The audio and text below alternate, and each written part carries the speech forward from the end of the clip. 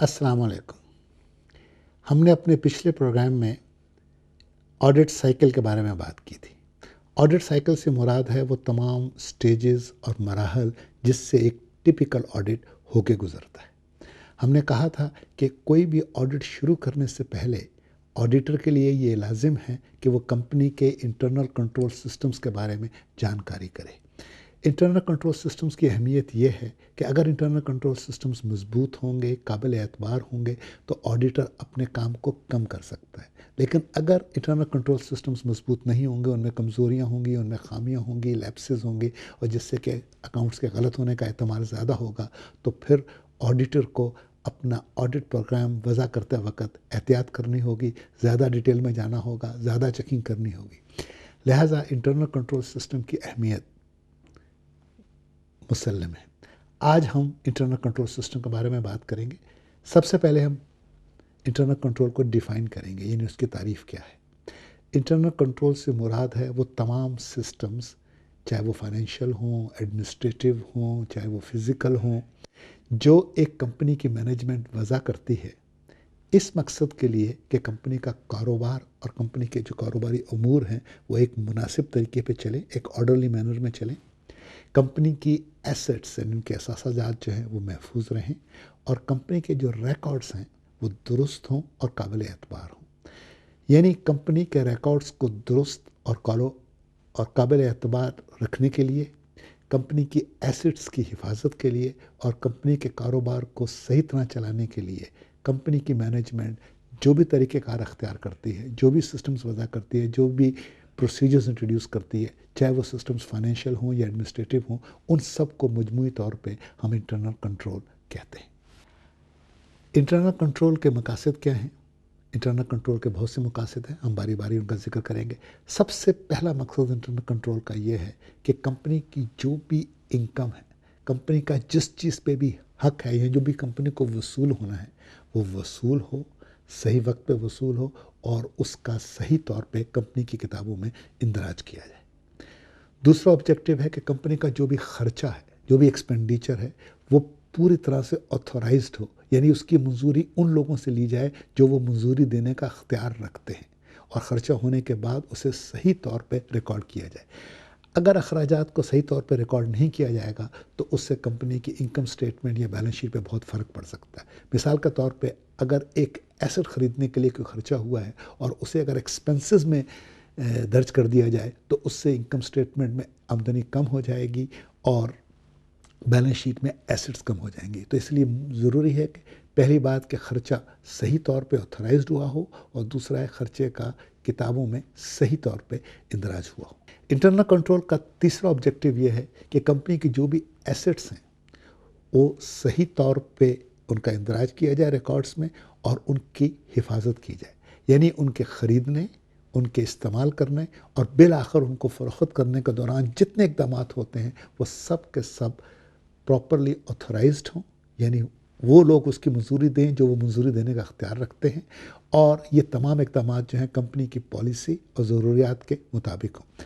अब मिसाल के तौर पे अगर एक क्लर्क को एक फर्नीचर आइटम यानी टेबल की ज़रूरत है, तो अब ये तो नहीं होना चाहिए कि वो क्लर्क खुद ही ऑर्डर कर दे, खुद ही उस टेबल को मंजूर कर ले, खुद ही टेबल को इस्तेमाल करना शुरू कर दे और 2-3 साल 4-5 साल बाद उसको बेच दे। अगर इंटरनल कंट्रोल सिस्टम मुनासिब होगा तो एक तरीक़ाकार वज़ा किया जाएगा कि अगर कंपनी ने फर्नीचर ख़रीदना है तो कौन उसकी रिक्विजिशन करेगा, कौन उसकी मंजूरी देगा, बजट में किस तरह उसकी प्रोविज़न की जाएगी, उसका ऑर्डर कैसे प्लेस किया जाएगा, जब वो वसूल होगा तो उसकी इंस्पेक्शन कैसे की जाएगी, उसकी फ़िक्स एसेट रजिस्टर में कैसे एंट्री होगी, और फिर उसके इस्तेमाल के लिए क्या क्या तरीक़ाकार है, उसे किस जगह रखा जा सकता है, किस दफ्तर में उसका इस्तेमाल हो सकता है, किस दफ्तर में नहीं हो सकता है, और बिल आखिर 10-12 साल के बाद जब वो बेचा जाएगा तो उसका तरीक़ाकार क्या होगा। इन तमाम बातों का इंटरनल कंट्रोल ऑब्जेक्टिव से ताल्लुक़ है। चौथा ऑब्जेक्टिव ये है कि कंपनी की जो वाजिबात हैं, जो कंपनी की ज़िम्मेदारियां हैं, लाइबिलिटीज़ हैं, उनका प्रॉपर रिकॉर्ड रखा जाए, और उन तमाम बातों की भी प्रोविज़न की जाए जो कि अगरचे इस वक्त वाज़ेह नहीं है लेकिन जिनके वक़ूअ पज़ीर होने का इम्कान हो सकता है। मिसाल के तौर पे अगर कंपनी पे कोई मुकदमा है और उस मुकदमे का फ़ैसला कंपनी के ख़िलाफ़ जा सकता है, जिस सूरत में कंपनी को कोई अदायगी करनी पड़ेगी, तो ये मुनासिब है कि उस मुमकिन अदायगी के लिए पहले ही प्रोविज़न कर ली जाए। इसी तरह प्रोविज़न फॉर बैड डेट्स होते हैं, इन्वेस्टमेंट्स की वैल्यूएशन की प्रोविजंस होती हैं। ये तमाम जो लायबिलिटीज़ हैं इनको प्रॉपरली रिकॉर्ड किया जाए ताकि जब बैलेंस शीट बने तो कंपनी की फाइनेंशियल स्ट्रेंथ जो है वो सही तौर पे डिमॉन्स्ट्रेट की जाए। अगला मकसद है कि तमाम अकाउंट्स जो हैं, अकाउंटिंग रिकॉर्ड्स, लेजर हो, कॉस्टिंग लेजर हो, स्टॉक लेजर हो, जो रिकॉर्ड्स हैं वो कवानीन के मुताबिक यानी मुतल्लका कानून के मुताबिक और प्रोफेशनल अकाउंटिंग स्टैंडर्ड्स के मुताबिक रखे जाएँ। अब मुख्तलिफ़ कंपनियों पर मुख्तलिफ़ कानून का इतलाक़ होता है। बैंकिंग कंपनीज़ पे बैंकिंग एक्ट का इतलाक़ होता है, आम कंपनीज़ पे कंपनी एक्ट का इतलाक़ होता है, इंश्योरेंस कंपनी के ऊपर इंश्योरेंस एक्ट है। इसी तरह अकाउंटिंग प्रोफेशन में बहुत सारे स्टैंडर्ड्स जारी किए हुए हैं जो मुख्तलिफ़ कंपनियों के मुख्तलिफ़ एक्टिविटीज़ को कंट्रोल करते हैं कि उन्हें किस तरह अकाउंट्स में लिखा जाए और किस तरह फाइनेंशियल स्टेटमेंट्स में रिपोर्ट किया जाए। ये ज़रूरी है कि कंपनी के अकाउंट्स इन स्टैंडर्ड्स और इन लॉज के मुताबिक हों। ये भी एक अहम मकसद है इंटरनल कंट्रोल का।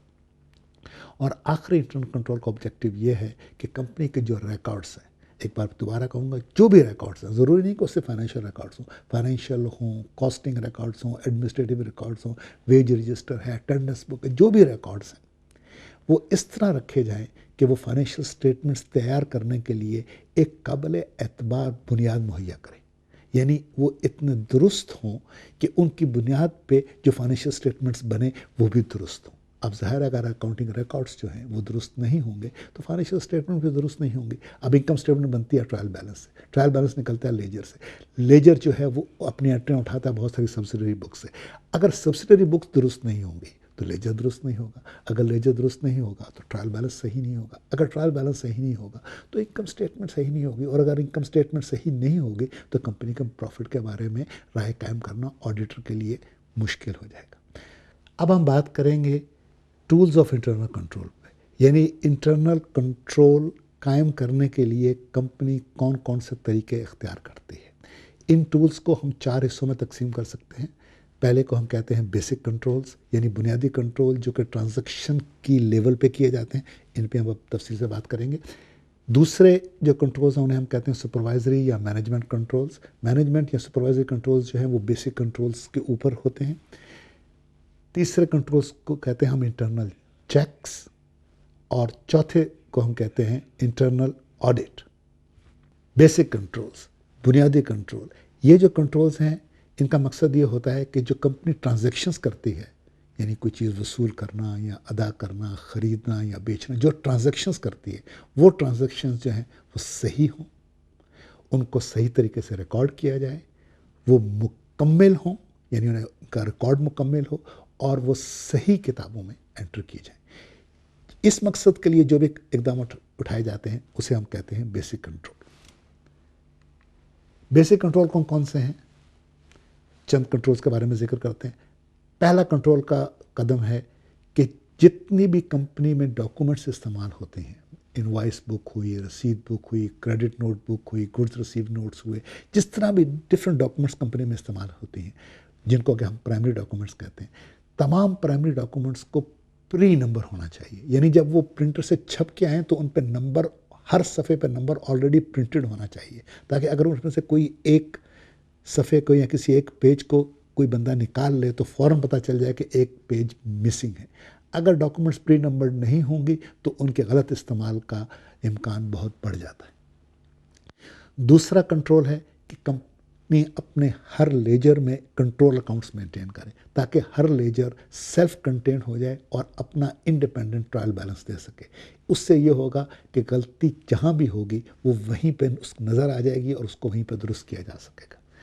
तीसरा कंट्रोल टूल ये है कि कंपनी में जो भी डिफरेंट डॉक्यूमेंट्स इस्तेमाल होती हैं, जिनकी एंट्री होती है, उनको दीगर तमाम रिकॉर्ड्स या डॉक्यूमेंट्स के साथ कंपेयर करके उनकी दुरुस्तगी का अंदाज़ा लगाया जाए। मिसाल के तौर पे जब चेक प्रिपेयर होता है तो उससे पहले पेमेंट वाउचर बनता है। जो पेमेंट वाउचर में डिटेल्स हैं क्या वही चेक में है? अब पेमेंट वाउचर जो है वो इनवॉइस के ऊपर प्रिपेयर होता है। जो पेमेंट वाउचर में डिटेल्स हैं क्या वो इनवॉइस में भी वही हैं? पेई का नाम वही है, रकम उतनी है, तारीख वही है। अब इसी तरह इनवॉइस जो है, इनवॉइस का अनुसार है गुड्स रिसीव नोट पे कि गुड्स रिसीव हुई थी कि नहीं थी। आप देखेंगे क्या इनवॉइस उन्हीं आइटम्स की है जो वसूल हुए हैं। इसी तरह जो गुड्स रिसीव नोट है उसका अनुसार होता है जो आपने ऑर्डर प्लेस किया था। अब आपने देखना ही है कि ये तमाम डॉक्यूमेंट्स जो हैं इनका एक दूसरे के साथ अगर आप कंपेयर करेंगे तो आपको उनकी सेहत के बारे में बेहतर फैसला कर सकेंगे और कंपनी का कंट्रोल जो है वो मजबूत होगा अगर इन तमाम चीज़ों को वक्फे वक्फे के साथ कंपेयर किया जाएगा। एक और तरीक़ाकार ये है कि जो कंपनी जो भी एसेट्स रखती है, चाहे वो कैश हो, स्टॉक हो, फर्नीचर हो, मशीनरी हो, इक्विपमेंट हो, उनको रेगुलरली यानी वक्फे वक्फे के साथ हर महीने, 2 महीने, 3 महीने बाद उनको फिज़िकली इंस्पेक्ट किया जाए और देखा जाए कि वहाँ मौजूद हैं कि नहीं है। अब कंपनियां कैश तो तकरीबन हर हफ्ते में एक दफ़ा ज़रूर गिनती हैं। जो स्टॉक आइटम्स हैं महीने, 2 महीने, 3 महीने बाद उनकी फ़िज़िकल वेरिफिकेशन होती है, या कुछ कंपनियां रेगुलर बेसिस पे यानी हर रोज़ कुछ स्टॉक आइटम्स की गिनती करते हैं। इसी तरह फर्नीचर वगैरह की जो इन्वेंट्री है वो साल में एक बार ज़रूर ली जाती है। अगर आप फिज़िकल वेरिफिकेशन को रेगुलरली करेंगे तो उससे इंटरनल कंट्रोल मजबूत रहेगा और एसेट्स के गुम होने का या गलत इस्तेमाल होने का इम्कान कम हो जाएगा। एक और तरीका यह है कि कंपनी के जो लेजर्स हैं या कैश बुक या और जो किताबें हैं उनको रेगुलरली बैलेंस किया जाए। अगर आप बैलेंस निकालेंगे, मिसाल के तौर पे अगर आप कैश बुक की बैलेंसिंग रोज़ नहीं करेंगे तो आपको ये पता नहीं चलेगा कि दिन के एंड पे कैश बैलेंस कितना होना चाहिए। तो फिर अगर आप उसे गिनेंगे भी तो आपको पता नहीं चलेगा कि यह रकम सही है या नहीं। कुछ किताबों को जैसे कैश बुक है या पेडी कैश बुक है उनको तो रोज़ बैलेंस करना ज़रूरी है, बट लेजर के अक्सर दूसरे अकाउंट्स को महीने में एक बार बैलेंस कम से कम एक बार बैलेंस करना बहुत ज़रूरी है। इसी तरह स्टॉक लेजर वगैरह के बारे में कहा जाता है कि उनको परपीचुअल इन्वेंट्री सिस्टम पे रखा जाए, यानी उनका रोज़ बैलेंस निकाला जाए ताकि हर वक्त आपको हर अकाउंट का बैलेंस जो है रेडीली मिल सके। अगर रेडीली मिल सकेगा तो कंट्रोल मजबूत होगा, वरना नहीं होगा। एक और बेसिक टूल ये है कि कंपनी की हिफाजत में या कंपनी के प्रीमिसेस में जो भी एसेट्स हैं या जो भी ससाजात हैं उनकी मुनासिब फ़िज़िकल कस्टडी के इंतज़ाम किए जाएँ। मिसाल के तौर पे कैश को सेफ़ में रखना चाहिए, ऐसे ही दराज में नहीं डाल देना चाहिए। कंप्यूटर्स वगैरह जो है उनको ठंडी जगह पर रखना चाहिए। जो सेंसिटिव इक्विपमेंट है उनको ऐसे कमरों में रखना चाहिए जहाँ पे गर्द वगैरह ना हो। अगर इन चीज़ों का इंतज़ाम किया जाएगा तो फिर कंट्रोल्स मजबूत होंगे। एक और कदम यह है कि कंपनी में जो भी काम किया जाता है, जो भी प्रोसीजर है, जो भी सिस्टम है, जो भी काम करने का तरीका है कि पहले ये होगा, फिर ये होगा, फिर ये होगा, इन तमाम बातों को लिख लिया जाए डिटेल में, तफसील में, ताकि हर शख्स को पता हो कि इस मरहले पे ये काम होना है, फ़लाने बंदे ने लिखना है, फ़लाने बंदे ने मंजूरी देनी है, फ़लाने बंदे ने ऑथराइज़ करना है। यानी और इन तमाम इंडिविजुअल प्रोसीजर्स को किताबों की सूरत में जमा कर लिया जाए जिसे हम कहते हैं प्रोसीजर मैनुअल्स। तो एक इंटरनल कंट्रोल का बेसिक तरीका यह है कि कंपनी में मुख्तलिफ प्रोसीजर मैनुअल्स होने चाहिए। कैश का मैनुअल अलग हो, डेटर्स का मैनुअल अलग हो, स्टॉक का मैनुअल अलग हो, और हर मैनुअल में उस काम के मतलब तमाम तरीक़ेकार को तफसीली तौर पर बयान कर दिया गया हो, फ्लो चार्ट्स हों ताकि गलती का इम्कान ना हो। अब हम आते हैं सुपरवाइजरी या मैनेजमेंट कंट्रोल्स। सुपरवाइजरी या मैनेजमेंट कंट्रोल्स जो हैं इनका मकसद होता है कि बेसिक कंट्रोल के ऊपर चेक रखा जाए। देखिए ना, बेसिक कंट्रोल में आपने कह दिया कि काम इस तरह होना चाहिए। अब सुपरवाइजरी कंट्रोल का मकसद ये है कि क्या वाकई ही काम उस तरह हो रहा है कि नहीं, उसको चेक करने के जो तरीक़ेकार हैं उनको हम सुपरवाइजरी या मैनेजमेंट कंट्रोल्स कहते हैं।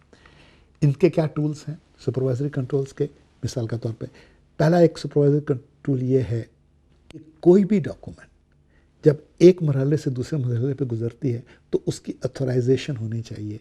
मिसाल के तौर पे अगर आपने पेमेंट करनी है तो पेमेंट किसी सप्लायर को पेमेंट करनी है तो अब इसके कितने सारे स्टेजेस हैं। सबसे पहले ऑर्डर दिया गया, ऑर्डर की प्रॉपर ऑथराइजेशन होनी चाहिए। जब गुड्स आएँ तो कोई बंदा ये ऑथराइज़ करे कि हाँ इन गुड्स को इंस्पेक्ट कर लिया गया है, इनको स्टोर में ले लिया जाए, goods receive note, inspection note. जब गुड्स आ जाएं, जब पेमेंट के लिए पेमेंट वाउचर रेज, जब इनवॉइस आए तो इनवॉइस को कोई बंदा चेक करे और ऑथराइज़ करे कि हाँ ये इनवॉइस दुरुस्त है पिछली दूसरी रिकॉर्ड से कंपेयर करने के बाद। यानी हर कदम पे ऑथराइजेशन होनी चाहिए। ये ना हो कि तमाम स्टेप्स जो हैं वो बैक वक्त उठा लिए जाए और एक ही फाइनल में एंड में जाके ऑथराइजेशन की जाए। उससे गलती का इम्कान ज़्यादा होता है, उससे मिस एप्रोप्रिएशन और डिफॉल्ट